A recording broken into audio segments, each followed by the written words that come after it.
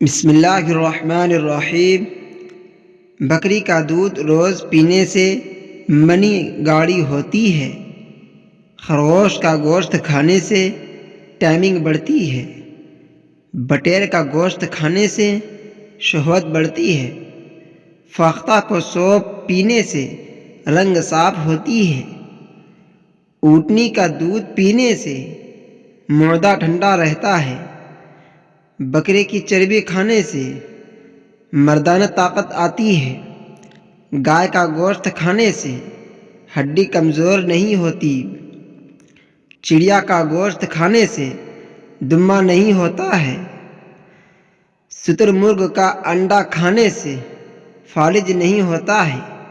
نیم کے درخت کو دیکھنے سے نظر تیز ہو جاتی ہے۔ بیر کے درخت کے نیچے بیٹھو، 100 بیماری کی نجات ہے۔ کبوتر کھانے سے بال گرنا رک جاتے ہیں۔ کالے بٹیر کا گوشت کھانے سے بال کالے رہتے ہیں۔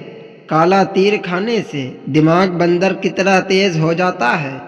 لسوڑے کھانے سے تیزابیت نہیں ہوتی ہے۔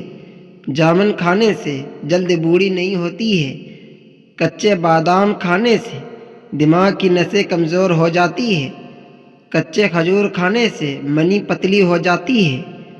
کالی بلی کی آنکھیں میں دیکھنے سے بینائی تیز ہو جاتی ہے۔ عقاب کے انڈے کھانے سے بینائی تیز ہوتی ہے۔ ڈڈیسڑا کھانے سے چھاتی کا کینسر نہیں ہوتا۔ چکور کا گوشت کھانے سے سانس کی بیماری نہیں ہوتی۔ ملی مچھلی کھانے سے بدن میں خشکی نہیں ہوتی ہے۔ دریا کی مچھلی کھانے سے لقوہ نہیں ہوتا ہے۔ سمندری مچھلی کھانے سے بندہ جوان رہتا ہے۔ ہرن کی چربی کھانے سے نفس لمبا ہو جاتا ہے۔